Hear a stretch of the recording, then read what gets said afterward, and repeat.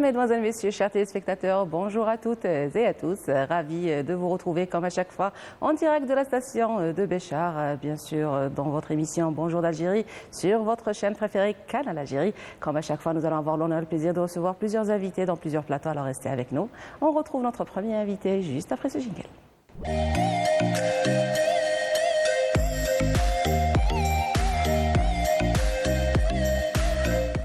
Et oui, l'invité de cette matinale va être docteur Benahmed Mohamed. Alors bonjour docteur, Bonjour. Bienvenue. Bonjour téléspectatrices, bonjour téléspectateurs, merci pour l'invitation. Eh bien, c'est moi qui vous remercie comme chaque fois de répondre à notre invitation. Alors, nous allons parler du 26 juin, justement la journée nationale de lutte contre la drogue. Que représente déjà ce jour et comment peut-on définir une drogue? Absolument. Bon, on est le 26 juin, c'est la journée mondiale, c'est la journée internationale de lutte contre la toxicomanie. Elle est également nommée la journée internationale contre l'abus et le trafic de drogue. C'est une journée qui a été décrétée par les Nations Unies pour renforcer l'action et la lutte contre l'abus de drogue, la consommation de la drogue et l'abus de drogue et son trafic, dans le sens pour arriver à un idéal qui sera un monde sans drogue. Sans drogue, ouais. Quelque chose qui est très difficile d'ailleurs. Absolument. Et justement, comment peut-on définir une substance de drogue? À quel moment peut-on devenir toxicomane? Absolument. La définition d'une drogue, c'est l'utilisation d'une substance, qu'elle soit naturelle, Ou chimique, comme le hashish, le cannabis, la cocaïne ou autre, ou bien chimique, à des fins non médicales, dont le but c'est d'avoir le plaisir pour une découverte, etc. C'est ça une drogue. Et c'est un grand problème de santé publique mondiale parce que ça se répercute sur la santé du consommateur en premier lieu et ça donne beaucoup de problèmes de santé. Ça se percute sur la famille et ça se percute sur toute la société. Donc l'intérêt, et vous avez bien fait de choisir ce thème aujourd'hui, particulièrement le 26, parce qu'il y a beaucoup de choses qui se font et qui manquent à faire en matière d'information, d'éducation et de communication sur ce fléau mondial qui concerne toute la planète. Alors justement, vous êtes membre d'une association de bien-être et lutte contre la sédentarité. C'était l'un des programmes que vous aviez envisagé pour cette journée, qui était censé être à Beni Abbès. Malheureusement, ce programme n'a pas eu lieu pour des contraintes. Quel était le programme à la base? Vous vouliez sensibiliser justement ces jeunes, les mettre au courant des dangers de cette drogue? Absolument, il y avait un programme très ambitieux dans le sens qu'il y aurait des communications par beaucoup d'intervenants.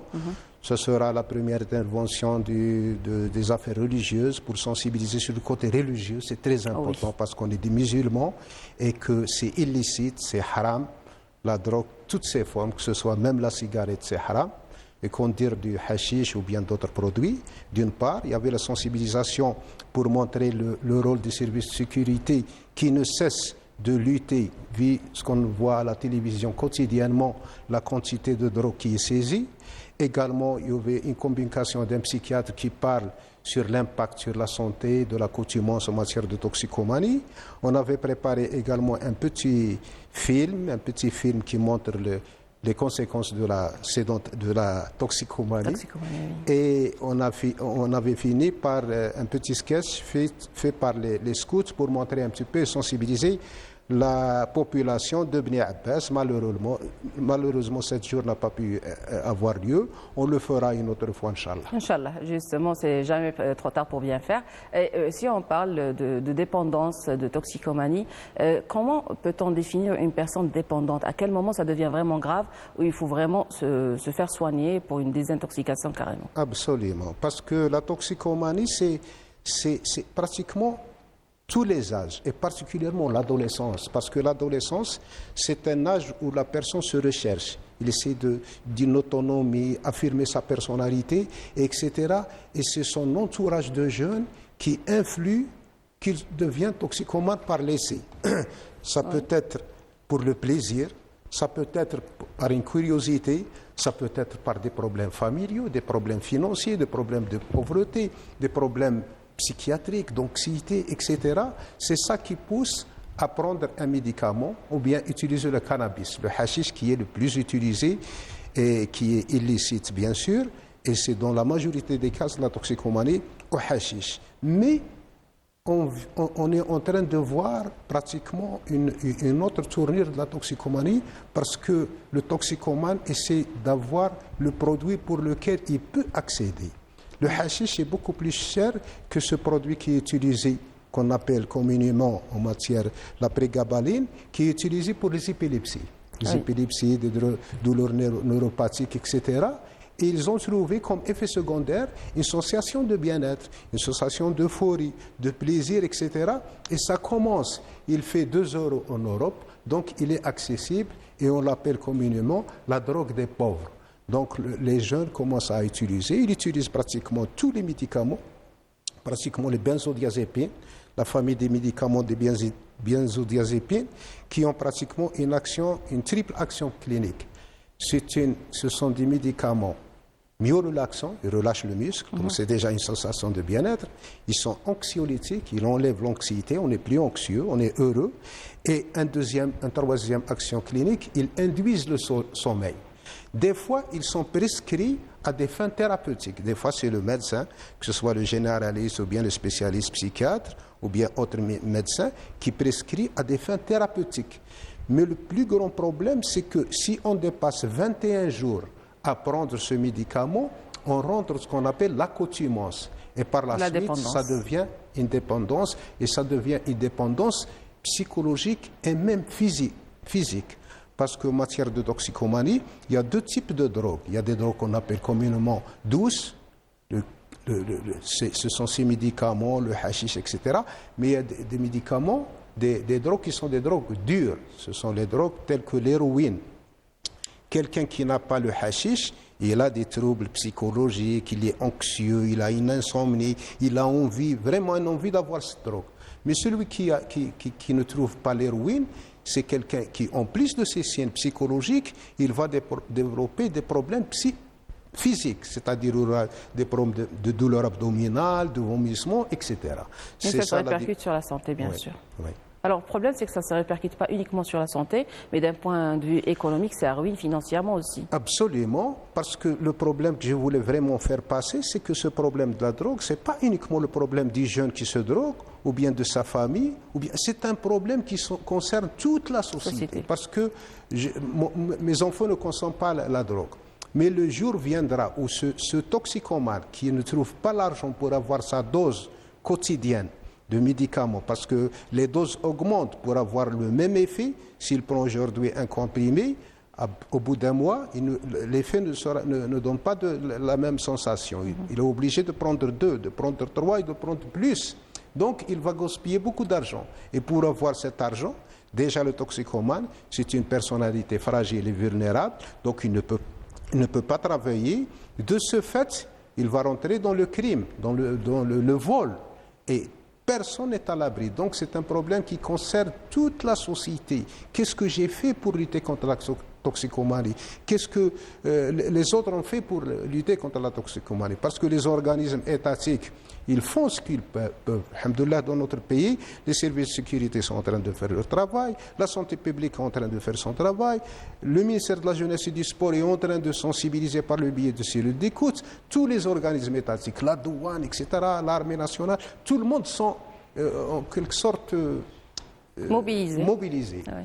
Mais la société civile, qu'est-ce qu'elle a fait, la société civile? Est-ce qu'il y a quelqu'un qui est venu voir les services de sécurité pour dénoncer quelqu'un, un leader? Heureusement, ça commence à se faire, parce que là, il y a eu un encouragement de l'État. C'est une très bonne chose. Si ça commence à se faire, je me souviens, un certain temps, regrouper les associations, il y avait quelqu'un qui dit, moi, je suis président d'un quartier, et lorsque je trouve quelqu'un en train de vendre la drogue dans mon quartier, je vais l'avertir dans un premier temps.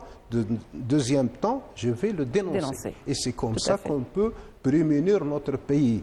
D'ailleurs, on voit des actions sur les réseaux sociaux de personnes qui sont filmées et en pleine action de vente, justement, pour les dénoncer et pour dire, voilà, au service de sécurité, ils sont là, voilà les preuves et tout. Absolument, parce que même les réseaux sociaux est devenu un système très facile pour vendre la drogue. Il y a des sites où on peut avoir la drogue et appeler cette personne, il nous ramène de la drogue. C'est-à-dire que le problème n'est pas uniquement classiquement, il y a quelqu'un qui vend, etc., mais c'est devenu un petit peu un fléau mondial où les techniques des réseaux sociaux sont utilisées. Donc il est temps vraiment de prendre les choses vraiment au sérieux. Le ministre de la Justice vient de décréter des lois très sévères pour lutter, mais ce n'est pas suffisant. Tout ce que fait l'État, et on fait beaucoup de choses dans notre pays, l'Algérie, et même la population et les civils commencent à sentir ce danger, mais on doit encore faire plus, parce que ça se répercute sur la santé de nos enfants. Parce qu'aux États-Unis d'Amérique, par exemple, lorsqu'on prend un toxicomane pour la première fois, on prend une photo. La prochaine année, on prend une deuxième photo. 3 ans, on prend une autre photo. Après 10 ans, on prend une photo. Mais si on compare la personne entre la première... Métamorphosée méconnaissable. Ça change. L'État, ce n'est plus la même personne. Ça devient un monstre. Donc les jeunes qui sont actuellement en train de prendre cette drogue pour le plaisir, ils n'oublient pas que ça se répercute sur la santé d'une part. Ça peut les amener à la prison, d'autre part. Ça peut les ramener en psychiatrie, parce qu'il y a une maladie en psychiatrie qu'on appelle la schizophrénie. La schizophrénie, qui est une maladie psychiatrique très grave, c'est un malade qu'on le voit déchaîné dans la société, et qui a un rapport, selon des études, des rapports très précis entre la consommation du cannabis particulièrement, et la schizophrénie. Donc il faut faire attention. D'autre part, un toxicomane, c'est quelqu'un qui a perdu ses facultés mentales, parce que cette drogue, elle agit au niveau du cerveau, au niveau du système neurologique, nerveux central. Donc la perception est modifiée, la sensation est modifiée, l'humeur est modifiée, il est heureux, sans aucune raison logique de cette euphorie qu'on appelle communément en termes médicaux une euphorie. Il est euphorique, il est très content. Il rigole sans raison, il est là dans un autre monde parallèle. Et à la longue, ça se perturbe par une dégénération du cerveau. Ça peut provoquer l'hypertension artérielle, ça peut provoquer des cancers, ça peut provoquer beaucoup de maladies et ça peut provoquer la mort. Parce qu'une overdose, c'est la mort.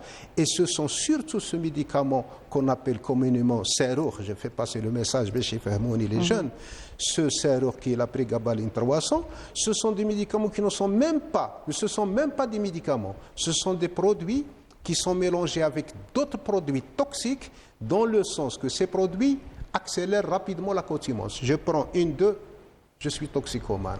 Donc, ces produits ne sont pas faits dans des laboratoires agréés, contrôlés. Ce sont fabriqués dans des laboratoires clandestins.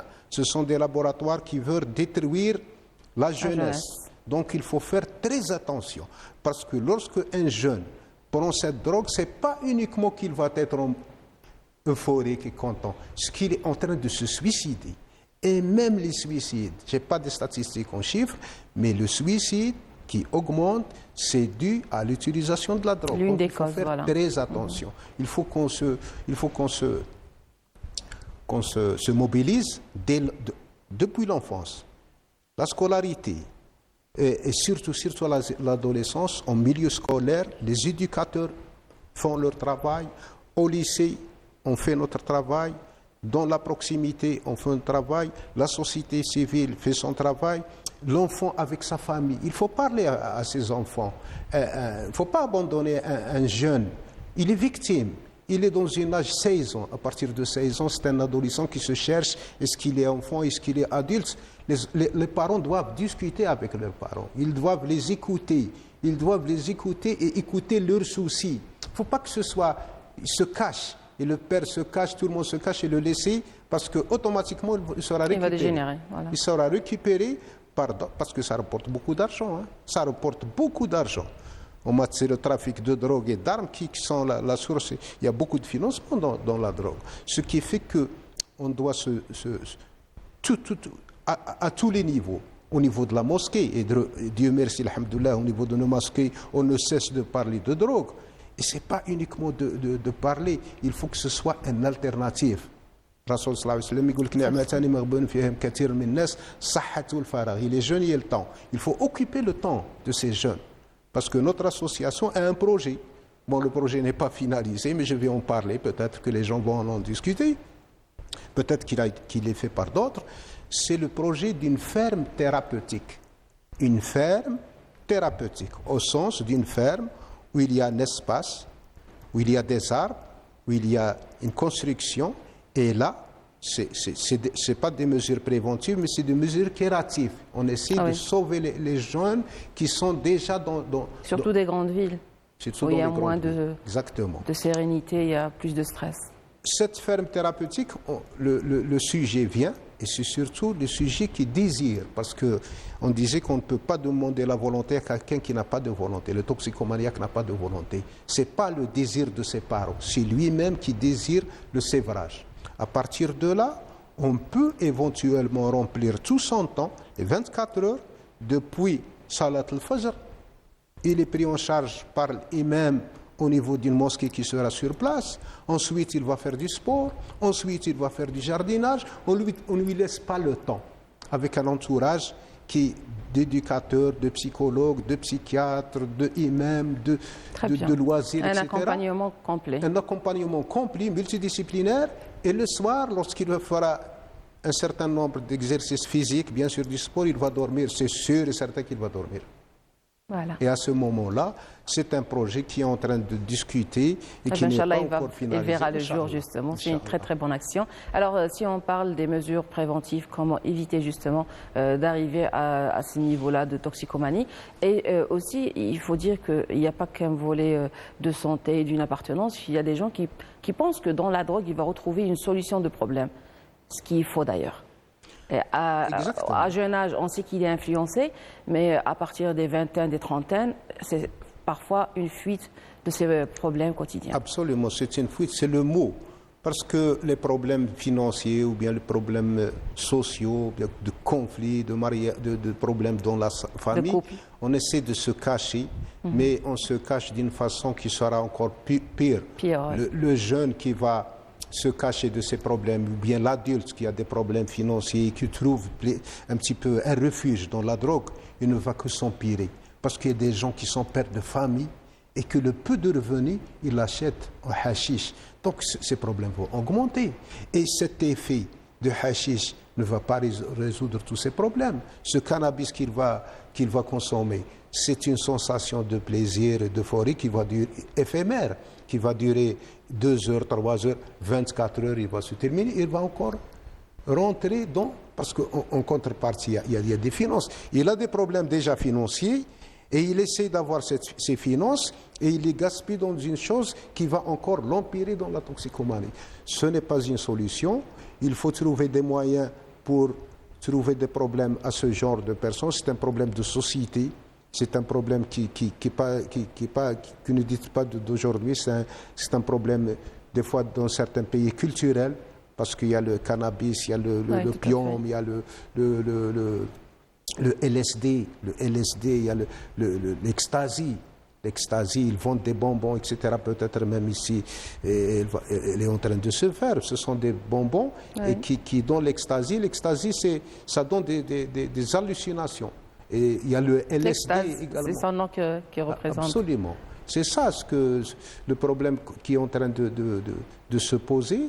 Et pour répondre exactement à votre question, c'est que la prévention, elle doit être primaire, tertiaire et secondaire. D'une part, les gens qui ne sont pas atteints, il faut qu'on s'investisse pleinement dans la sensibilisation, il faut s'investir pleinement dans la prise en charge des jeunes et qu'il y aurait une bonne coordination intersectorielle, surtout pour la prise en charge. Pour la prise en charge de celui qui est déjà toxicomane. Oui. Parce qu'au niveau de la santé publique, une fois qu'il sort du service de désintoxication ou bien du service de psychiatrie, automatiquement il est pris par une institution qui s'appelle le Centre intermédiaire de santé mentale. C'est une bonne chose. Mais ce Centre intermédiaire de santé mentale, à côté, il y a une cellule d'écoute.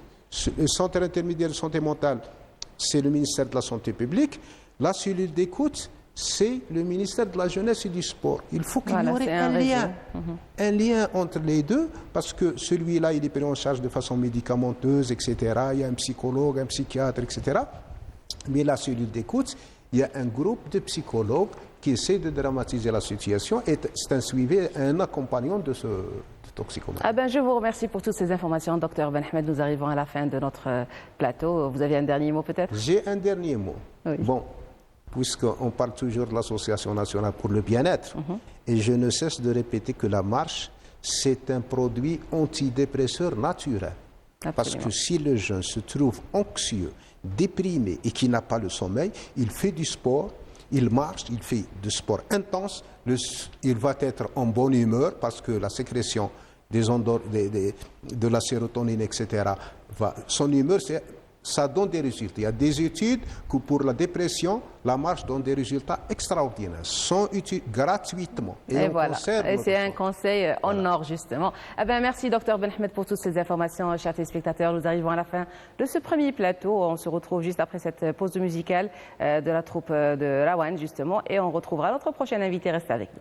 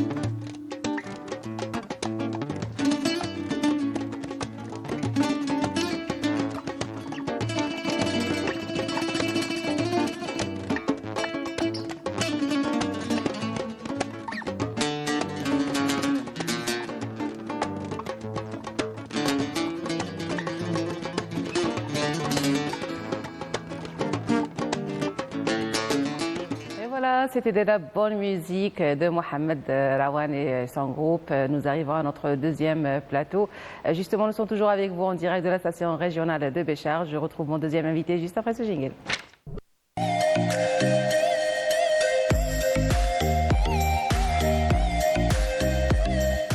Alors, j'ai l'honneur et le plaisir de recevoir M. Kamel Missaouden. Bonjour, bienvenue. Madame. Bonjour. Merci pour l'invitation et je tiens à saluer tous nos téléspectateurs. C'est moi qui vous remercie d'avoir accepté notre invitation. Je signale juste que vous êtes le conservateur des forêts au niveau de la wilaya de Béchar. Et justement, nous allons discuter les programmes et toutes les tâches liées à votre organisme, et en particulier durant la saison estivale et la préservation des oasis. Merci pour la question, une question vraiment pertinente.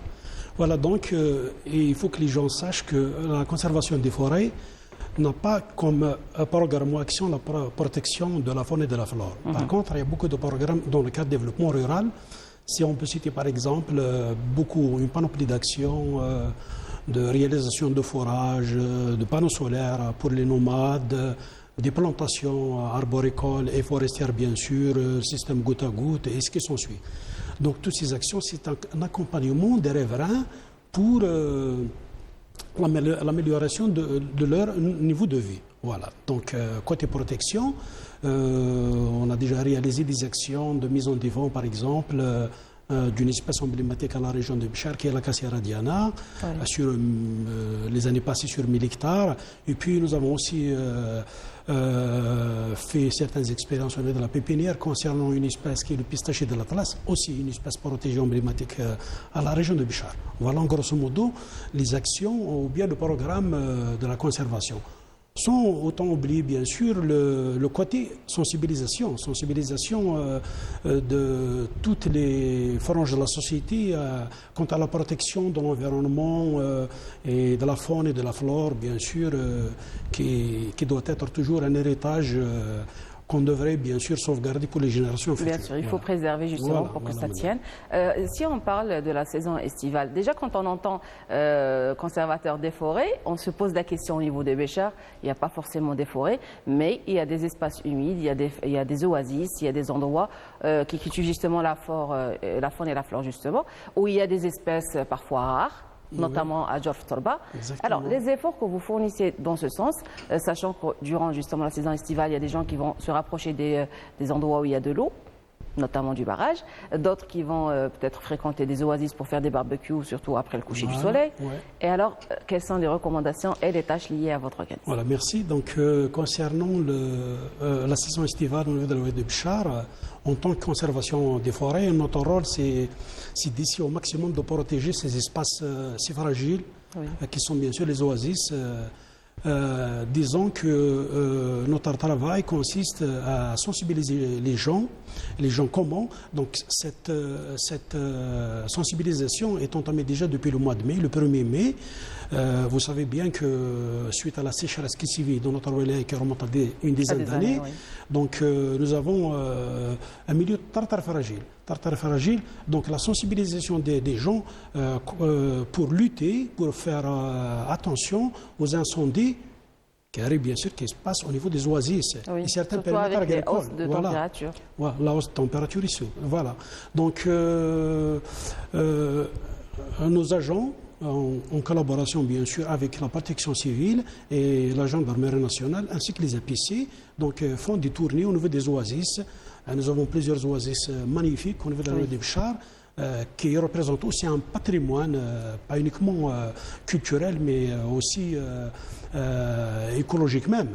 Donc, ils font des sorties sur terrain pour sensibiliser les oasiens ou bien les agriculteurs quant à l'importance de faire très attention, de protéger cet héritage, cette biodiversité, c'est importante. Voilà. À cela, si on peut rajouter aussi, il y a le Wali qui a signé un arrêté, il y a un arrêté de Wali qui date de 2024, il est toujours d'actualité, qui interdit justement qui interdit bien les sûr pique-niques, les feux. le pique-nique ainsi que les feux au niveau des oasis. Mais le problème majeur qu'on rencontre ici à Bichar, c'est la fin de l'année. La fin de l'année, nous avons les fêtes de fin d'année beaucoup plus à Tarit. Il y a des gens qui viennent un peu de partout, même de l'étranger, ce qui fait donc cette masse de touristes influe négativement sur le bien-être de l'oasis et sur l'épargne beaucoup plus. La nature de manière générale, la nature en général, voilà. Oui. Donc, voilà. Alors justement, ce qu'il faut faire, il faut vraiment signaler, c'est les matières de verre, avec les températures, la chaleur et le soleil à ce niveau qui peut justement engendrer des incendies irréversibles parfois. Voilà, bien sûr. En plus, la sensibilisation qu'on fait bien sûr sur terrain, il y a, une action de nettoyage qui se fait bien sûr avec la participation, j'ai oublié tout à l'heure de le dire, les associations qui sont actives dans le cadre environnemental ainsi que et qui ont un rôle important à jouer. Très important à jouer, voilà. Donc, ils participent aux actions de sensibilisation ainsi que ramassage, tout ce qui est déchets, ordures, tout ce qui est verre, qui peut faire déclencher un incendie, bien sûr, imminent à tout moment. Voilà. Absolument. Alors, si on parle des reboisements, je sais que vous avez entamé des opérations au niveau de la double voie de l'aéroport. Il y a aussi à l'entrée nord de la wilaya. Oui. Donc, qu'est-ce que vous pouvez nous dire par rapport à ces espaces verts que vous avez Voilà, donc le premier projet qui a été réalisé, c'est la rentrée de Ouakda vers Bichar. Vraiment, si vous avez l'occasion de faire un tour, vous verrez bien que vraiment réussi. Ça a changé. Donc, voilà. ça a changé quand même la rentrée de la wilaya. Donc nous avons quand même opté pour certaines espèces qui tiennent justement. Voilà, certaines espèces résistantes à la chaleur, aux aléas climatiques, le palmier de Washington, le palmier, Washington robusta. Et nous avons aussi le ficus, qui est une espèce très belle, adaptée justement à la région. Qui s'adapte bien. Et récemment, nous avons aussi planté quelques espèces comme le Tecoma, qui donnent vraiment une belle vue à la rentrée de Bichar. Voilà. Ce qui est bien aussi, c'est que comme on est au sud, donc la protection de ces plantations nécessite un suivi permanent et rigoureux, surtout l'irrigation aussi. L'irrigation. Heureusement, il y a le système goutte à goutte qui est installé depuis longtemps. Et nos agents font à ce que, c'est-à-dire cette belle rentrée ou bien cette belle vue perdure. Donc, et ça fait plaisir. Concernant le projet qui a été entamé incessamment, le couloir mosquée-aéroport, donc nous avons planté environ plus de 6000 plants. Ah, quand même. Plus de 6000 plants. Il y a un système de goutte à goutte qui est réalisé, qui fonctionne actuellement. Donc pour les espèces, donc il y a le caroubier aussi, c'est une espèce emblématique et résistante. Nous avons le Washingtonia, nous avons le Sterculia, nous avons le Tecoma. Donc il y a pas mal d'espèces. L'Orly rose aussi. Oui, il y a tellement d'espèces. Et Inch'Allah, c'est un projet qui va réussir, Inch'Allah. Il suffit de mettre tous les efforts et un sérieux et un suivi, surtout comme vous l'avez dit, l'irrigation de la plantation. Surtout en période d'été. En période estivale, les 3 mois, juillet, août et septembre, il faut qu'il y ait un arrosage régulier, fréquent. Voilà. Et surtout, ce n'est pas au moment d'ensoleillement, il faut choisir l'heure. Voilà, bien sûr. La nuit, c'est des moments précis. Nous, l'entreprise, il entame son arrosage le matin, de bon matin, sinon le soir. Exactement. Le soir, donc, pour que la plante absorbe facilement l'eau et qui ne s'évapore pas tout de suite. C'est pour ça qu'on évite, bien sûr, d'arroser ou bien d'irriguer au milieu de la journée ou bien lorsqu'il y a les grandes chaleurs, donc de préférence de bon matin, la matinée, 6h, 7h, ou bien le soir, un petit peu tard, donc vers 20h, 21h. Voilà. Alors, vous avez parlé de 6000 arbustes implantés. Alors, ça me mène à parler de la pépinière, le projet de la pépinière. Le projet de la pépinière, oui. Alors, quel en est justement aussi de ce projet? Je pense qu'on est quand même... le projet avance bien. Donc nous avons deux actions, deux programmes. Donc nous avons la réhabilitation de la pépinière de la Saoura, qui se situe au niveau de la conservation, ainsi que l'installation d'une serre multi-chapelle, une serre de 30 mètres de long. C'est la première ici à Bichar. Donc pour la réhabilitation de la pépinière, on aura, Inch'Allah, dans un futur proche, on pourrait produire quand même jusqu'à 30 à 40 000 plants. Super. Ah oui. Ah, c'est très bonne chose. En plus, la serre Multichapelle, c'est beaucoup plus pour les expériences, puisque cette serre a toutes les commodités, humidité, c'est-à-dire vous pouvez gérer tout ce qui est humidité et chaleur. Il y a même le système d'évaporation, c'est l'arrosage à l'intérieur. Donc on peut faire des tests sur plusieurs espèces, comme j'ai déjà annoncé, la Cassia radiana, le pistachier de la tasse, y compris bien sûr l'Arganis spinosa. Donc c'est des expériences qu'on peut faire à l'intérieur et par la suite les essayer sur terrain à titre expérimental. Donc je pense que c'est un projet prometteur.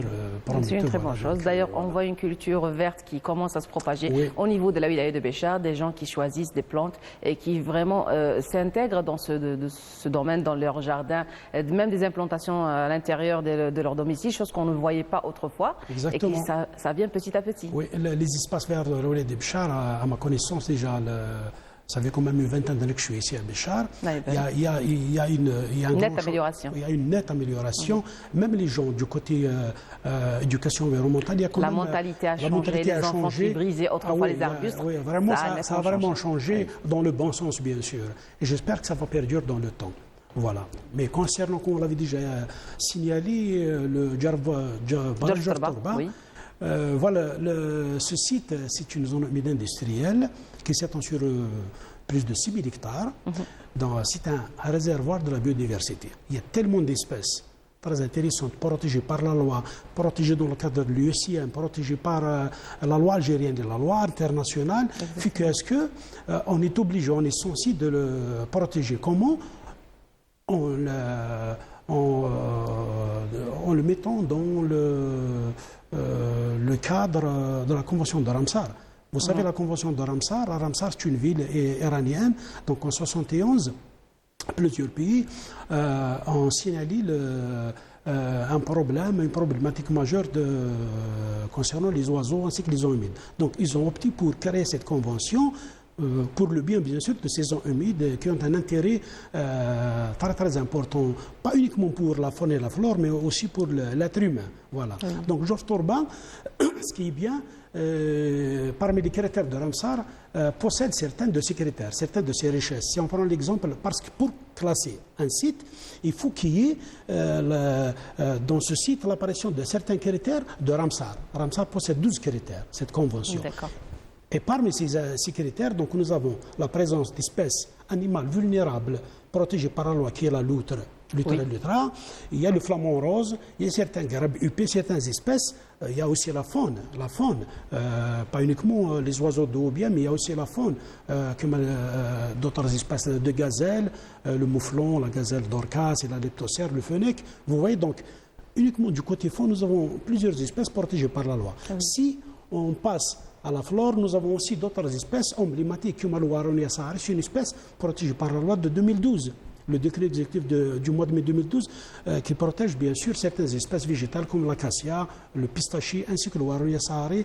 Il y a aussi le caparier, Capara spinosa. Donc vous voyez, ce réservoir de la biodiversité fait à ce qu'on est dans l'obligation de protéger ce site, pas uniquement pour la région de Béchar, mais c'est beaucoup plus national et international. Exactement. Voilà. Ça fait partie de notre patrimoine national. Et en plus, ça a trop souffert pendant les 16 ans de sécheresse, s'il y avait beaucoup de pertes, que ce soit des plantes ou des animaux. Oui. Heureusement qu'on a eu les inondations de septembre dernier qui ont fait que, voilà, il y a eu... un rebond, exactement, il y a eu un retour. La nature a repris ses droits. Tout à fait. Et ses couleurs aussi. On a vu un printemps quand même qu'on n'a pas vu depuis très très longtemps.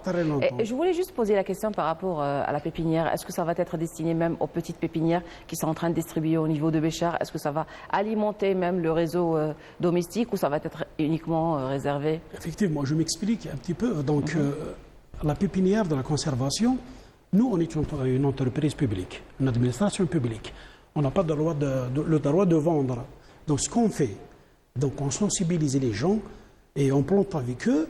Voilà, comme pour les quartiers. Voilà, comme pour les quartiers surtout. Voilà, donc on profite des journées de Journée de l'arbre, par exemple, le mois de Voilà, mars. journée voilà, mondiale 21 de mars. l'arbre, Oui. des forêts par exemple, la journée nationale de l'arbre, toutes les journées que fêtent les forêts ou bien les autres administrations, on est toujours un partenaire Incontournable, présent, voilà. incontournable. Donc les plantations existent toujours, pas uniquement durant ces moments ou bien durant ces festivités. Donc cette culture de plantation, de protection de l'environnement, et en particulier l'arbre, est régulière, Est-ce que vous soit avez- dans les établissements scolaires, soit au niveau avec les associations, soit des sorties sur terrain comme le 11 décembre, Journée Oui. internationale des montagnes. Donc on est toujours présent pour sensibiliser, pour éduquer les gens à mieux apprécier, à mieux connaître l'arbre en particulier et à protéger bien sûr l'environnement d'une manière générale. Voilà. Donc, Justement, dans le cadre de la sensibilisation, est-ce qu'il y a eu des portes ouvertes, ou il y a un projet de porte ouverte aux enfants, aux gens, pour les sensibiliser par rapport déjà aux plantes adaptées, comment entretenir ces plantes, ou se procurer par exemple les petits arbustes? oui, on reçoit régulièrement bon, cette fois-ci, bon, comme la pépinière est en travaux, donc on a un petit peu stoppé cette initiative. Mais d'habitude, on reçoit des étudiants, des lycéens Très bien. tous les niveaux. Soit donc pour leur montrer un petit peu comment planter, comment faire élever un arbre au niveau de la pépinière, un jeune plant, Voilà. comment semer, et on fait même des sorties sur terrain. On a eu des occasions de sortir sur les zones humides comme le barrage. Sinon, du côté de Jadida aussi, il y a quand même beaucoup d'espèces. Comme ça, les élèves ou bien les enfants auront l'occasion de voir sur les lieux, c'est-à-dire cette flore assez importante et assez fragile, bien sûr. Très bien. Alors, pour clôturer notre débat, justement, on va parler du plan Orsec et des préparatifs pour cette saison estivale pour la préservation de ces espaces, surtout pour les oasis. Voilà, merci. Pour le plan Orsec, la conservation des forêts, vous le savez bien pertinemment que concernant la lutte contre les incendies de forêt, c'est la protection civile qui chapeaute bien sûr ces opérations. Mais nous, en tant que forêt, on intervient beaucoup plus dans la sensibilisation. Vu le manque de moyens, il faut Et la dire, localisation aussi. Bien sûr, C'est à vous donc, qu'on revient justement voilà, la désignation des endroits Exactement. sensibles et à grand risque. Nos agents, bien sûr, en partenariat, font des sorties conjointes avec, bien sûr, la protection civile et la brigade gendarmerie, ainsi que les communes touchées, bien sûr, par les éléments, bien sûr, de l'administration publique. Donc, une forme de sensibilisation, comme je l'ai déjà annoncé tout à l'heure, on distribue bien sûr des prospectus, comment lutter, comment faire face. Il y a des SMS aux opérateurs des SMS, téléphoniques bien sûr, aussi. le numéro vert 1070, Voilà. bien sûr. Et puis il y a l'implication aussi de plusieurs administrations au niveau de l'exécutif de Béchar. Il y a des réunions régulières avec la wilaya pour justement, en cas d'incendie, quelles sont les démarches à prendre et dans tous les secteurs confondus. Y compris par exemple Algérie Télécom, je ne sais pas, les opérateurs Sonelgaz par exemple. Oui, voilà, tout le monde. Tous ces acteurs sont concernés, ont un lien direct, bien sûr, en cas d'incendie. Donc c'est tout le monde qui intervient. Ces acteurs locaux interviennent, chacun bien sûr dans son secteur, voilà. Dans ce secteur, à faire face aux incendies qui ravagent bien sûr nos oasis. Alors avez-vous des chiffres justement par rapport à ça? Pour cette année... Même pour les années précédentes, c'est-à-dire est-ce que ça a été réduit, est-ce que ça a augmenté? Oui. Nous, les chiffres, comme je l'ai déjà annoncé, donc c'est la protection civile qui... Oui. Mais je peux dire qu'il y a moins d'incendies l'année passée par rapport aux années précédentes. Pareil, au du Nord, si on remonte dans le temps, en 2020, il y avait des milliers d'hectares, même des décès. Par contre, l'année passée, on est arrivé au point où il y avait vraiment strictement un nombre négligeable d'incendies. Pardon, je voulais encore rajouter un point concernant la nouvelle loi forestière.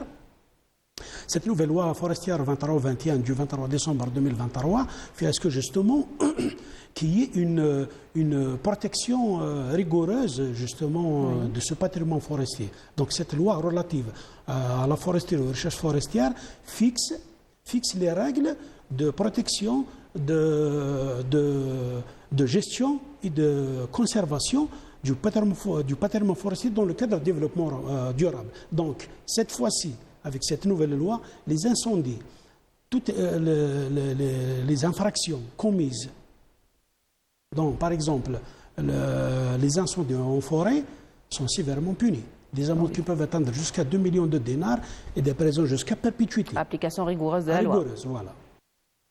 Merci, Monsieur Saouden, pour toutes ces informations. J'ai été très ravie de vous accueillir avec nous dans notre plateau ce matin. Chers téléspectateurs, nous arrivons à la fin de ce deuxième plateau. Je vous laisse avec cette pause musicale de la troupe Ouled Bouchtat et nous reviendrons pour recevoir notre prochain invité. Restez avec nous.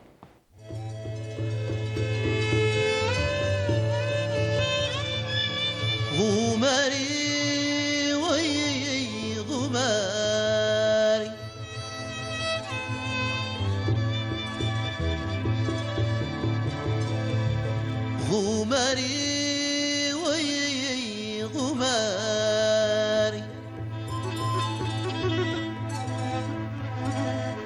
غماري للام منظم طلق نوار غماري للام منظم طلق نوار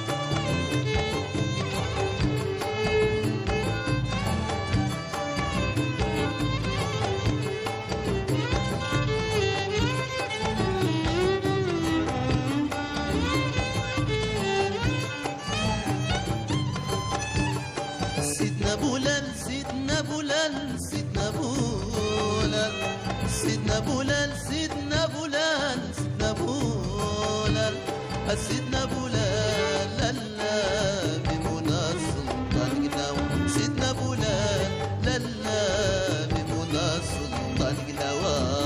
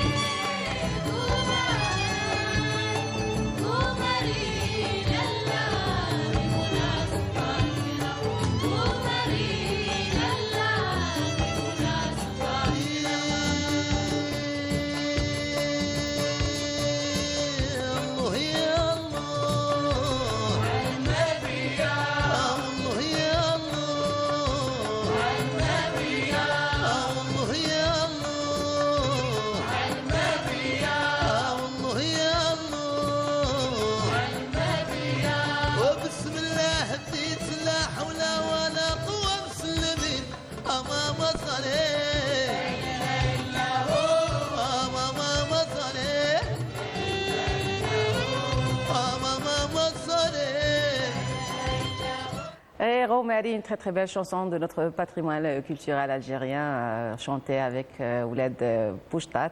Nous arrivons à notre troisième plateau et nous recevrons notre prochain invité juste après ce jingle.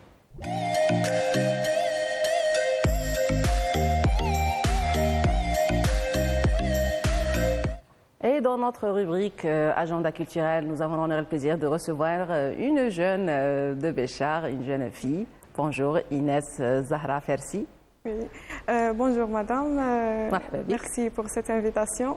Je suis très honorée d'être parmi vous aujourd'hui. Et nous encore plus, justement, nous allons parler de Inès, l'artiste. Oui. Qui est responsable d'un atelier de poterie et de bien-être, je vais dire, de manière générale. Je vais faire la découverte et votre présentation. Je vous laisse vous présenter justement auprès de nos téléspectateurs pour mieux vous connaître. Je suis Fersi Inès Zahra, hygiéniste de santé publique à l'hôpital Tal Cancer et je suis la fondatrice du projet ArtSol.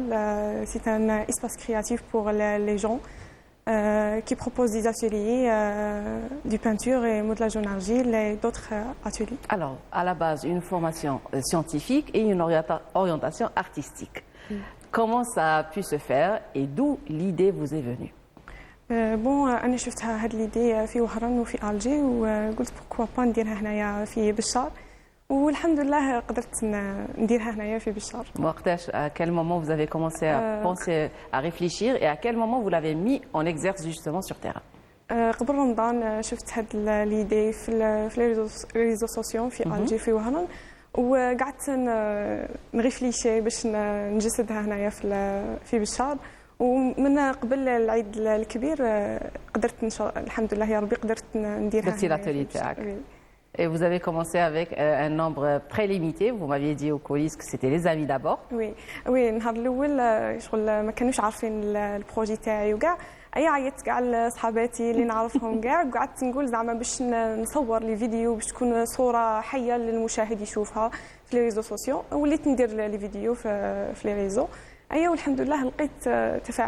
retour positif, oui, les gens quand ils ont vu justement les publications, ils se sont orientés vers Inès ou j'ai l'atelier où ils ont aimé justement le projet ADA, ils ont adhéré.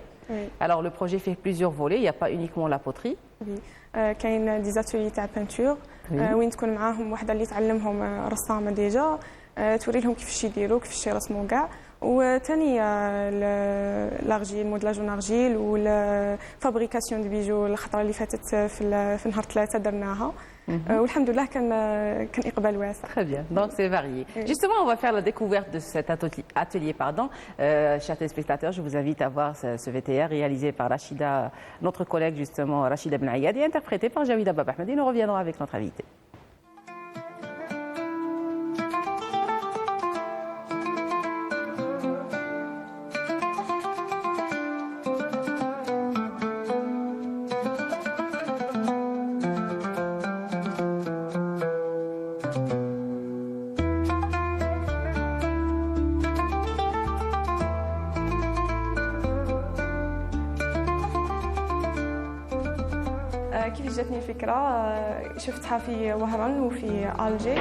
J'ai remarqué qu'à Oran et Alger, ce genre d'atelier existe même beaucoup.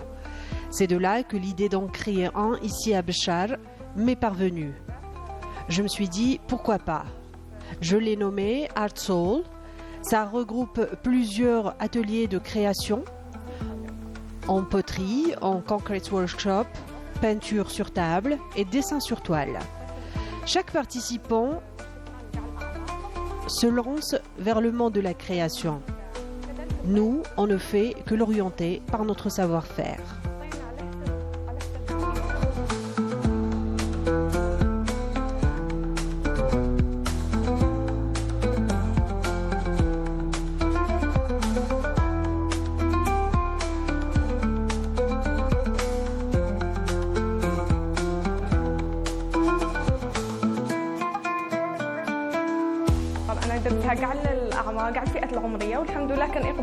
Ces ateliers sont conçus pour les petits comme pour les grands.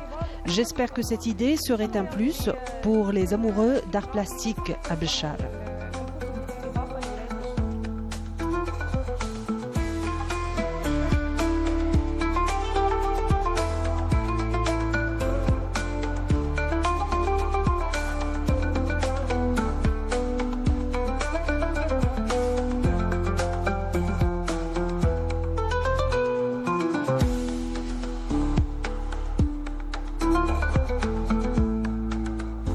كنت من بين المشاركين في أول ورشة طين في ولاية بشار. Je suis parmi les premiers adhérents à ces ateliers.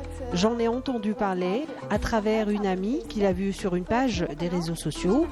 Nous sommes venus. C'est une expérience exceptionnelle et différente.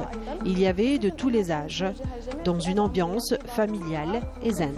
J'ai beaucoup apprécié le fait de former la poterie avec mes propres mains.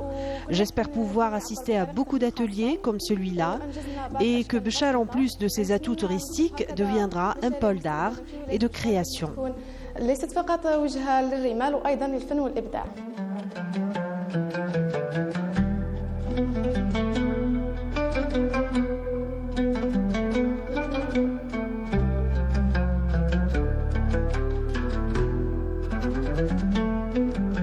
الحمد لله أنا عندي بزاف صحابات وكاع عاونوني في المشروع والحمد لله. J'ai beaucoup d'amis, ce sont elles qui m'ont soutenu pour se lancer à ce projet. Je ne compte pas s'arrêter ici. J'introduirai d'autres ateliers artistiques tels que la broderie. J'introduirai aussi un coin où les adhérents pourraient manger ou boire quelque chose pendant les workshops. Ça crée une sorte d'atmosphère familiale et chaleureuse. Tous les moyens nécessaires, nous les offrons à nos adhérents. J'espère de tout cœur que cette initiative plaira aux Bécharis. المواد الأولية par exemple الطين الأدوات اللي يستعملوهم في الطين موفرين ألواح الرسم الألواح الكانفا وموفرين ثاني الألوان الأكريليك اللي يستعملوها الفنانين وإن شاء الله يا ربي تكون هذه الفكرة تعجب الجمهور إن شاء الله خاصة في ولاية بشار.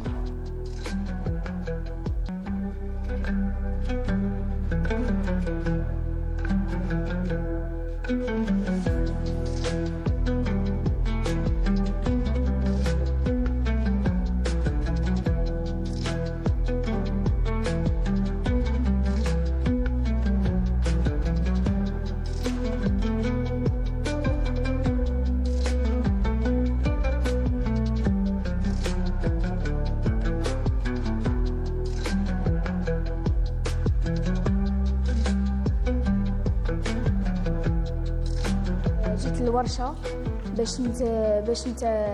باش نتعلم ندير الطين وبعد ما كملنا الدراسة. Je suis venue pour apprendre la poterie après une année scolaire stressante. Je voulais faire quelque chose pour me détendre. J'espère beaucoup de réussite à cette initiative. Ça m'a beaucoup plu. Je dessine et j'apprends la poterie. Je suis venue apprendre à peindre comme un vrai artiste.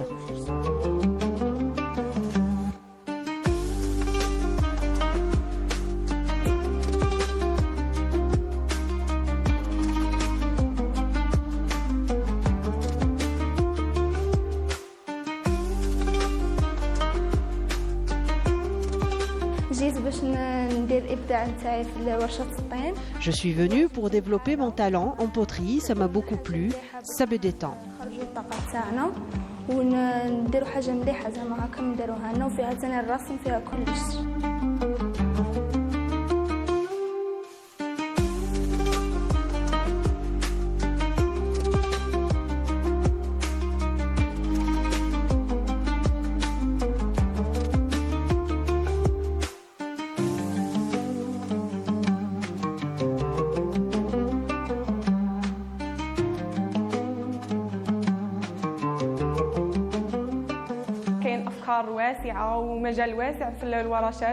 J'ai plein d'idées encore, en broderie, l'art de décorer les bougies, la peinture sur verre, plein d'idées que je concrétiserai, Inch'Allah, plus tard.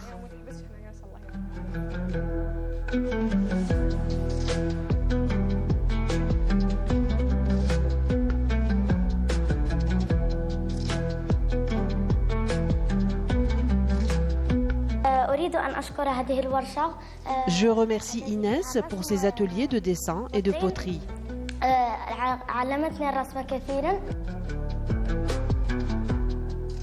S'amuser, se détendre et exprimer sa créativité, c'est le but principal de ces ateliers, surtout en été, ici à Béchar, où les lieux de loisirs sont presque inexistants.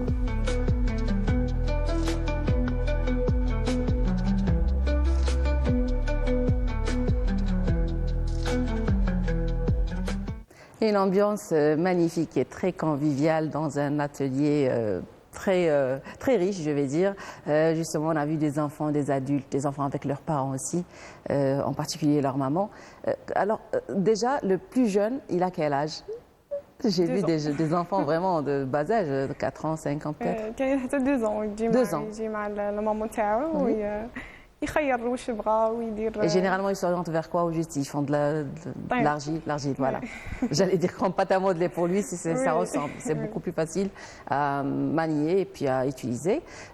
Alors l'idée déjà, c'est pas un truc professionnel, c'est pas une chose d'orientation académique, c'est plus pour se distraire, c'est plus les loisirs. Alors déjà, comment l'idée est venue pour que ça soit quelque chose de détente. Et quel est le projet justement à partir de là? Est-ce que vous pensez vous arrêter là ou le développer encore plus? بون انا ليدي اللي جاتني باسكو في بشار خاصه في الصيف ما كانش وين يرفقوا وين يروحوا لي فامي. وين يروحوا لي فامي وين شغل يروحوا شغل Pour se détendre. وي قلت علاش ما نديرهاش وخاصه في فصل الصيف قلت علاش ما نديرهاش هنايا كاين بزاف اللي ما يروحوش يصيفوا يبغوا يقعدوا هنايا ما كانش وين ما كانش يخرجوا هذيك الطاقه السلبيه وين يقعدوا هكا مع بعض اونسومبل ولا Surtout le mois d'août où كلشي vraiment يتعلق, il n'y a plus rien. وي ايا قلت علاش ما نديرش هاد العرسه كيما هكا والحمد لله يا ربي كان اقبال واسع والناس راها تجي وراهم يقولوا لي ما تحبسيش وروحي بعيد وكاع انا راهم يشجعوني عاد باش نزيد نكمل فيها وندير بزاف لي زاتولي كاين بزاف افكار الحمد لله في هذا البروجي كاين بزاف ما تحبسش هنايا ان شاء الله بالك نحلوا كافيتيريا نحلوا اسباس كيما هكا. Justement, هذه اللي حكينا عليها قبيله c'est une très très bonne chose, c'est-à-dire يكون un cafétéria d'un côté puis les gens ils peuvent se distraire de l'autre côté. قلتي même les gens quand ils viennent parfois ils viennent pour la poterie من بعد كيشوفوا atelier فيه حاجه واحده اخرى من بعد ils sont orientés vers autre chose, ils vont se dire pourquoi pas je vais essayer. انا بالعني اصلا درتهم مع بعض وثاني كيكونوا مع بعض تكون open space شغل واحد يشوف الاخر. Ça détend d'ailleurs même quand on fait quelque chose, on réalise, ça inspire, non seulement ça, c'est de l'inspiration, mais aussi ça détend de voir des enfants comme ça, concentrés sur un projet, les familles et tout ça. هي أنا بالعني درت الأرجيل وكاع درتهم مع بعض ودرتهم في بلاصة واسعة باش الناس تشوف شغل أصلا اللي يجي يدير الطين يتحمس يجي يدير الشموع يجي يدير البانتور يجي يبغي يسيهم كامل. ومن بعد لا برودري ومن بعد مازال غادي بروجي يزيدوا يدخلوا في حوايج واحد اخرين سي مانيفيك تو سا. وان شاء الله شغل تكون يكون هاد ليسباس شغل انا توجور كيجوا نقول لهم هاد لاتولي تاعكم ديروا روحكم راكم في داركم شغل ميوزيك وكاع شغل يكون كاين هذاك الجو. توج ديرهم بريالابلومون ديجا باش يدخلوا دون البان سون ديجا زان هذيك الانرجي نيجاتيف كامل يخرجوها باش فوالا يخرجوا من تما شغل حمام فكري حمام فكري ديجا يندوش بيان فريش هكذاك يبدلوا كامل لو ستريس ولا chaleur aussi. Maintenant si je parle des propositions donc جاو عندك des gens peut-être ils avaient une idée, peut-être ils ont trouvé mieux ou peut-être ils avaient des attentes.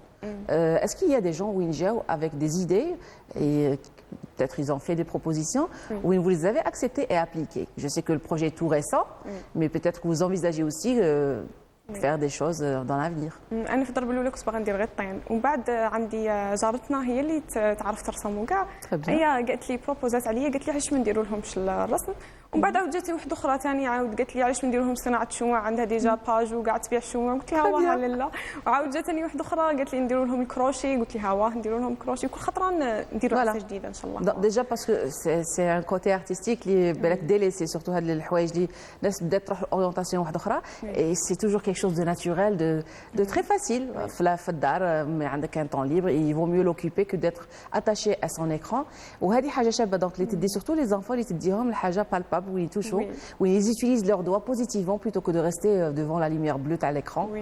Et bien sûr on voit les résultats اللي راهم يخرجوا من عند هاد التليفون. الحمد لله يا ربي شغل هي نخدموا اون جروب في لاتوري كل خطره نديروا عرسه جديده كل خطره وانا نسيي ماكسيموم انه نحسسهم باللي ما راهمش خدامين ولا نحسس باللي رانا فريق واحد رانا تيم واحد سي فامي وي وحتى كيجوا الاطفال وكاع معلمه منا الارجيل وكيفاش نديروا والله يعجبني الحال والحمد لله يا ربي شغل يروحوا هكا فرحانين يروحوا يقولوا حتى كي تجي الام مع الطفل تاعها نعطيها منضاله هكا تخرج ستريس وحده نهار قالت لي وحده شغل قالت لي نسيت روحي كاع وانا نرسم نسيت سي لو بوت وي هذا هو لو بوت نتاعنا شغل باش الناس ترفه على الانفس تاعها. Alors, je veux justement savoir, la famille تاعك, comment ils ont accueilli l'idée, comment ils vous ont encouragé. كيفاش بانت لهم النهار الاول كي قلتي لهم باغي ندير انا اتيلي هكذا دو ديتونت؟ هي في الضربه الاولى قالوا لي واش راكي ديري. كوم تو لي بارون. وي في الاول ما يامنوش فورسيمون بليدي سورتو كي تكون حاجه رينوفونت حاجه جديده. جديده مي بصح من بعد كونت يفوا لو ريزولتا يسون فيير. وي والله الحمد لله يا ربي. وكان معايا اللي نشكره سنيني عبد السلام، هو اللي عاوني شغل ماديا ومعنويا الحمد لله، هو اللي عاوني وهو اللي امن بالفكره، حتى انهم ما كانوش لا فامي تاعي امنين بالفكره، هو امن بها وقال لي لا غادي تنجحي وكاع. واش يكون؟ قولي لنا شكون هو سنيني عبد السلام؟ مون فيونسي. الله يبارك. دونك ديجا يفوز انكوراج. ربي يطيب بيناتكم ويكمل بيناتكم. Et ça c'est un point positif وين يكون dans le couple déjà un encouragement mutuel. Il a cru en vous justement, il a encouragé l'idée et ça c'est très bien. الحمد لله يا Alors ربي. وين راكي حابه تروحي بها هذا البروجي؟ ديجا اسكو لي فيديو تاعك راكي دايره اون شين يوتيوب ولا اون باج في لي ريزو سوسيو وين الناس تقدر تتبعك وتعرف واش راكي ديري؟ وي انا راني دايره شغل كاع كاع لي ريزو سوسيو كامل. قولي نعطينا لي تاعك. فيسبوك، انستغرام، تيك توك، كاع راني دايره فيهم، وراني اسي خاصه اعطيني اساميهم باش الناس اللي بغات تتابعك تعرف. ارت سول بشار في كامل لي ريزو في سوسيو. كامل ارت سول. وراني نسي حتى في لي ريزو سوسيو نحسسهم انه رانا اون فامي، يعبروا، ندير لهم هذاك بوات نتاع لي كيستيون، يعطوني دي زيدي، هما ديجا يعطوني دي زيدي، يهضروا معايا، يرسلوا لي لي فوتو تاعهم، نطلعهم، نديروا مسابقات، احسن وحده زعما عمل خدمت لارجيل ولا ونديروا هكا دي بروموسيون ثاني، شغل كيما هاد الخطره كي يكملوا صحاب الباك هي درت لهم بروموسيون باش يجوا. Super, voilà, ça c'est une très bonne idée. Déjà, avec le stress de l'examen du bac et tout, c'est un moyen de se détendre, d'oublier quand même en attendant les résultats, bien sûr, parce que le stress va dire les résultats. Inch'Allah, à qui nous souhaitons beaucoup de réussite surtout. Un dernier mot peut-être, les rêves, les projets اللي حابة تديريهم والواحد حابة توصلي، بالك une école peut-être. ان شاء الله يا ربي، ان شاء الله نحل في خاطري نحل اسباس وندير كافيتيريا وباش الناس تجي ما يكونش كاين هذاك ستريس ونتاع اكاديميه وايكول وتعليمي، تكون حاجه ترفيهيه اكثر من انها تعليميه، خاصه انه بشرها ما كانش بزاف هاد الصوالح. وكلمتك الختاميه اخر كلمه؟ كلمتي الختاميه انه الواحد ما يقعدش في الكومفورت زون تاعه، كيما انا باغ اكزومبل ايجينيست، بغيت نحايد هذاك لو ستريس تاع الخدمه وكاع في هذا لو بروجي. شغل هذا البروجي كان عارفه اللي هربت من الروتين تاعي، ونقول لاي وحده عندها فكر تحقه، باسكو والله صراحه خاصه في الولايه تاع بشار ولا في الجزائر، خاصنا حنايا لي جون حنا اللي نديفلوبوا الولايه تاعنا ولا. Absolument. يعطيك الصحة على هذه الرسالة النبيلة. Je sais que vous serez l'inspirante نتاع بزاف الغاشي vont s'inspirer من هذا البروجي.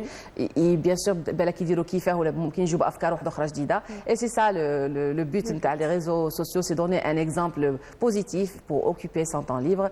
Je vous remercie d'avoir été avec nous aujourd'hui. Je vous souhaite beaucoup de courage, bonne continuation dans ce projet, avec beaucoup de réussite. Chers téléspectateurs, nous arrivons à la fin de ce troisième plateau. Je vous laisse avec cette pause musicale et nous reviendrons pour recevoir notre prochain invité. Restez avec nous. ولا لسانه يخبر هذا قمر ولا بشر، انا عيوني حارو ولا دي حمامه ولا غزاله ولا عيوني بزينها سكروا. سألت جاوبوني وقالوا لا دار الصعيب هيدبح بالسيوف شفارو. حين سألت جاوبوني وقالوا لا دار الصعيب هيدبح بالسيوف شفارو.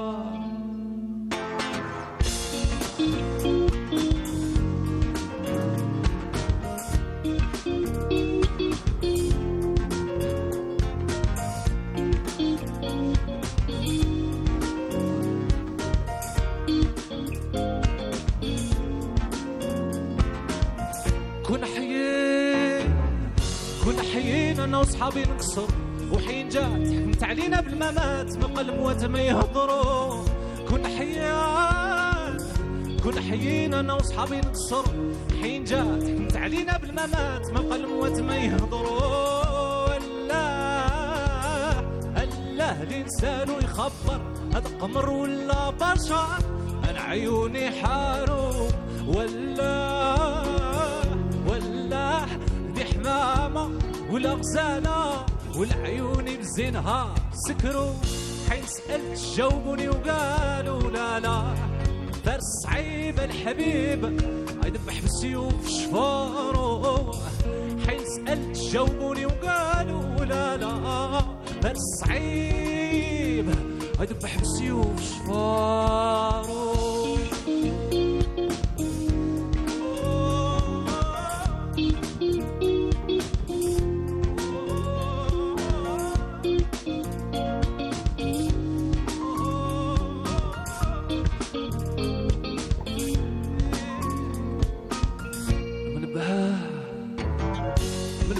غير منه القمر ما نمشي للرياح من منه غارو ونبهاه غير منه القمر او ما نمشي للرياح من منه غارو حين سألت جاوبوني وقالوا لا لا دار صعيب الحبيب يذبح بالسيوف شفارو ولا لسانو يخبر وعلاش المحبوب يقتل في حبابه ولا لسانو الخبر وعلاش المحبوب يقتل في حبابه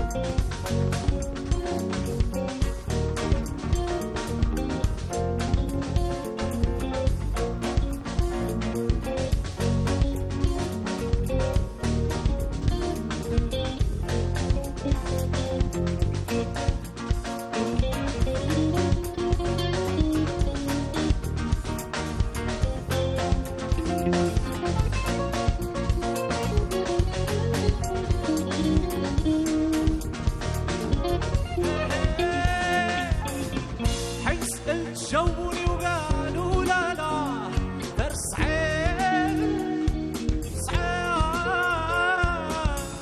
حين سألت جاوبوني وقالوا لا لا دار صعيب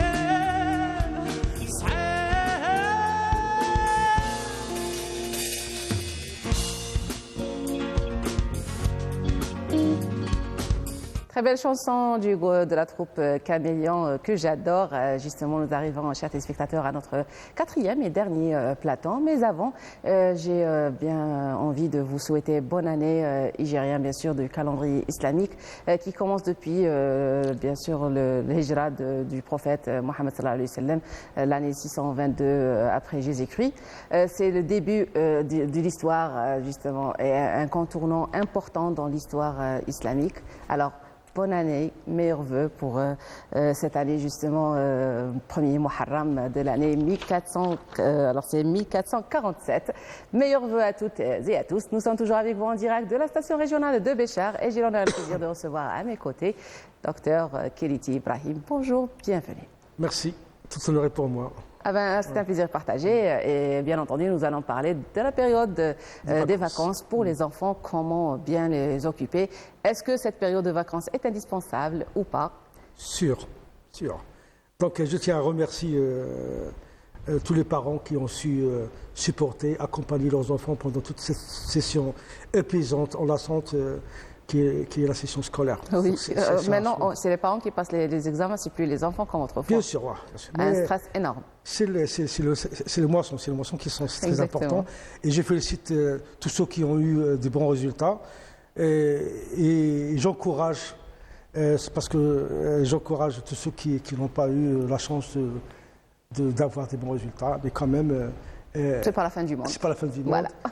Ils sont encore jeunes, ils peuvent se préparer pour l'année prochaine. Je tiens à remercier, à saluer tous ceux qui donnent de l'opportunité à leurs enfants, qu'ils comprennent leurs enfants, qu'ils l'accompagnent, soit qu'ils ont réussi au seuil de l'échec ou pas.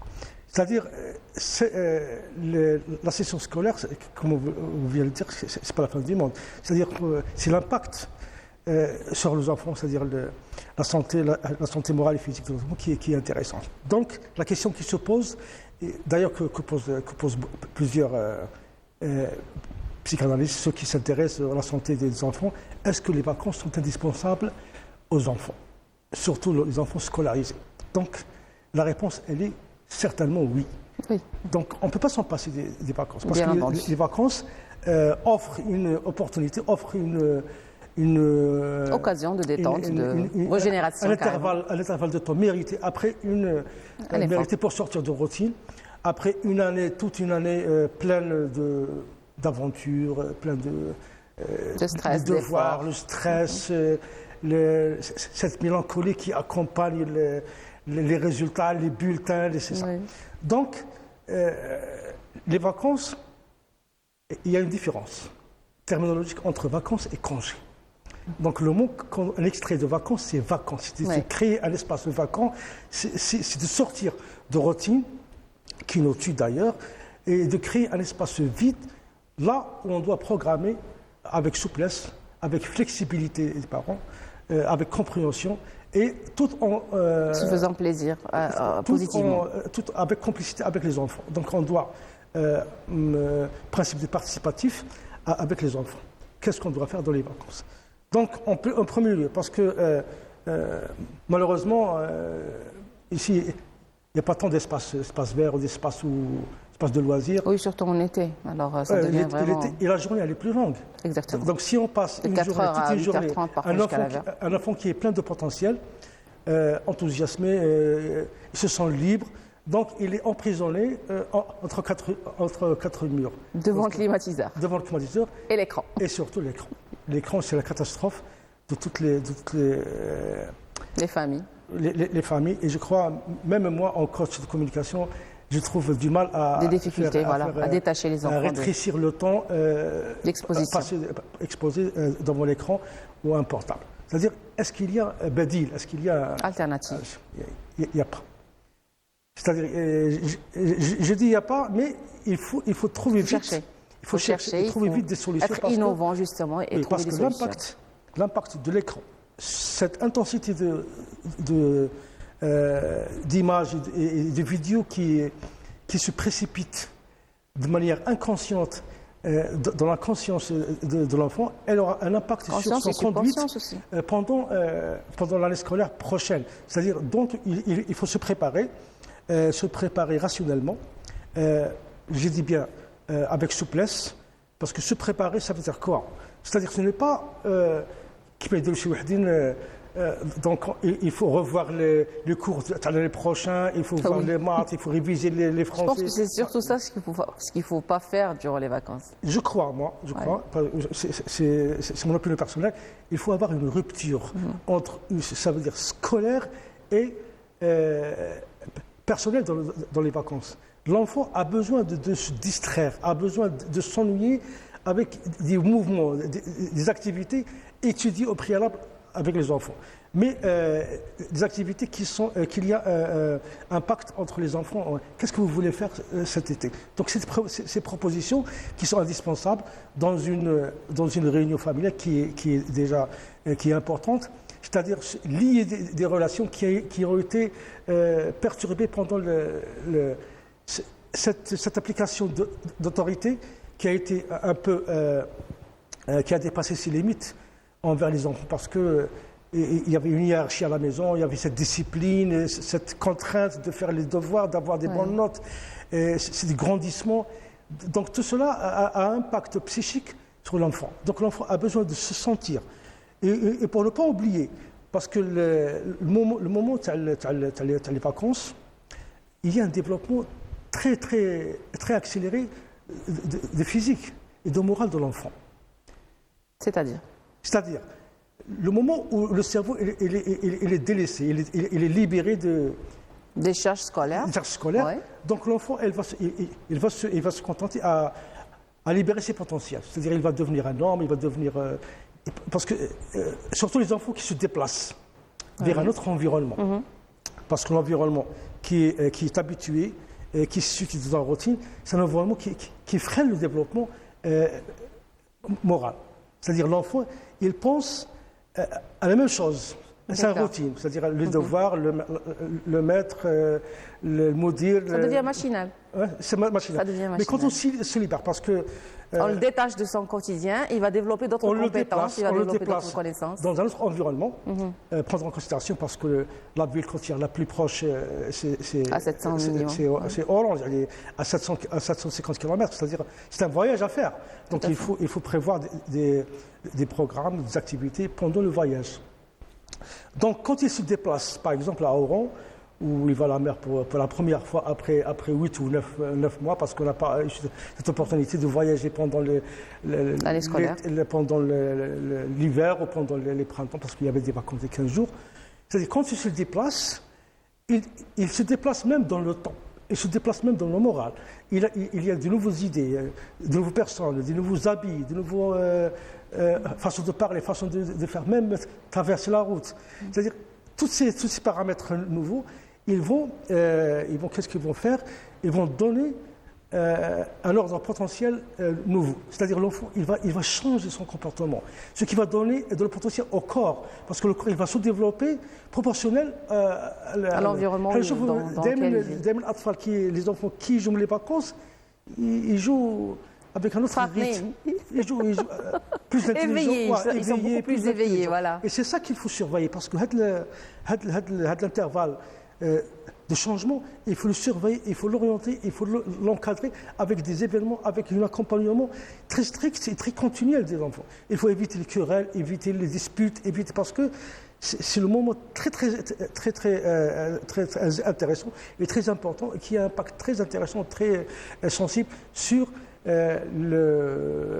le comportement et sur la santé. Et la création de liens aussi entre parents et sur la enfants. santé morale et physique et le bien-être des enfants. Et ce qui va donner, parce que les enfants, quand ils se déplacent dans un autre environnement, et c'est ça, et c'est ici que l'importance des vacances, ils vont se ressourcier. C'est le mot, ressourcier, voilà. Ils vont se ressourcier, ils vont avoir d'autres facteurs, d'autres éléments de base qui vont se créer un monde nouveau pour se préparer pour l'année prochaine, un nouveau départ, voilà. Et il y a eu une expérience entre deux enfants. Il n'y a pas eu cette opportunité d'aller en vacances, et l'autre, il est allé en vacances. Même en Algérie, parce que l'Algérie, c'est un pays continent. Tout à fait. Et j'incite les parents à découvrir notre pays. Voilà. On a un beau pays avec cette biodiversité culturelle, la faune et la flore qui changent dans chaque... J'ai voyagé 85% de l'Algérie. Il n'y a pas d'endroit qui ressemble à un autre. Bien sûr. Cette diversité qui change d'un 100 km à l'heure. مرات في 20 km تلقى احنا اصحاب الصحراء كي نروح مثلا بالشط حتى الوهران on passe par cette wilaya. Exactement. C'est pas la même chose comme ceux qui habitent au nord. qui يمشي بليده ولا littoral, c'est toujours la même chose, oui, mais en traversant du sud. qui dit un voyage de Tamanrasset à Alger, il passe par 15 du sud et au plateau et au c'est-à-dire une diversité de nature, de faune, de flore, de culture, c'est-à-dire qui enrichissent et qui ressourcissent. Et c'est là que demeure l'importance des vacances pour les enfants. Parce que les enfants, quand on les accompagne, c'est-à-dire en train ou mieux dans une voiture, c'est-à-dire cette interception des facteurs qu'offre la nature. On a un panorama شباب. Tous ces facteurs qu'offre notre nature, c'est une source d'une nouvelle culture.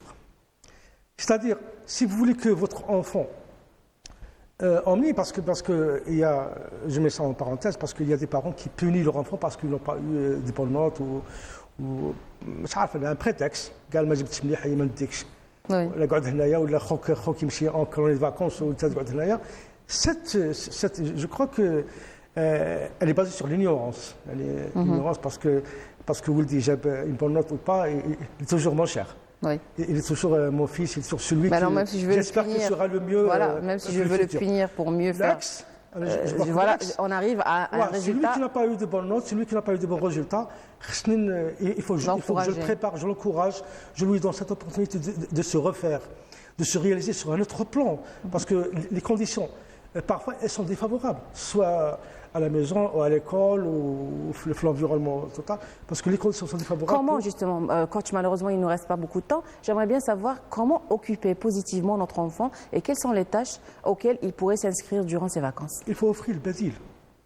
C'est-à-dire donc, les groupements familiaux, en attendant qu'on ait les vacances, parce que j'apprécie bien que même parce que les vacances, ça se prépare dès septembre. Alors, qui j'aime septembre, les vacances. Déjà, je planifie l'année prochaine. عندي un coffre, عندي صندوق الاحتياط نسميه صندوق J'ai calculé, voilà. Parce que من سبتمبر لجويي يعني vous aurez عندك une sorte باش تقدر دير les vacances على الاقل من دي جور الفوق. Parce que ne pas compter parce que les jours تاع les voyages نهار مشى ونهار ما نحسبهاش في الداخل. Donc, en attente, il faut se préparer avec des petits programmes, des petites activités qui sont collectives et individuelles. C'est-à-dire, مثلا كاين des piscines qui sont ouvertes, كاين des espaces مثلا تاع الجودو مثلا كاين هنايا. Je tiens à remercier M. Boulgabi qui offre le judo, plus qu'il y a une piscine le samedi. Qu'il y a des jeux de cartes, des jeux d'intelligence, mais qui se soient en collectivité. Et justement, pour les parents qui travaillent, je leur demande de consacrer un peu de temps à leurs enfants. Mais à la maison, je dois être présent les moments opportuns, c'est-à-dire pendant les repas sacrés de la journée. Et le soir, nous avons des activités qui ont en même temps, c'est-à-dire jeux de cartes, jeux de dames, jeux d'échecs, des discussions, laisser aller une norme de démocratie, se laisser délaisser son autorité et devenir un ami en tant que père. Et laisser tes enfants s'exprimer. Et c'est ça, Inch'Allah, je souhaite des bonnes vacances à tous les enfants et bonne préparation et bonne rentrée, Inch'Allah. Merci beaucoup. Bonnes vacances à vous aussi. Très bonne année, Igérien, bien sûr. Chers téléspectateurs, nous arrivons au terme de notre émission. C'est le dernier épisode de cette saison. J'ai été ravie de vous accompagner durant toute cette saison. Et on aura le plaisir, bien sûr, de se retrouver à partir du mois de septembre. En attendant, je vous laisse avec nos collègues du littoral pour apprécier les plages algériennes. Je vous dis bonnes vacances, bonne année, meilleurs vœux. Je remercie tous mes invités et les équipes techniques qui ont travaillé avec nous durant toute cette saison. Au revoir, prenez soin de vous et surtout restez fidèles au programme de Canal Algérie. Au revoir.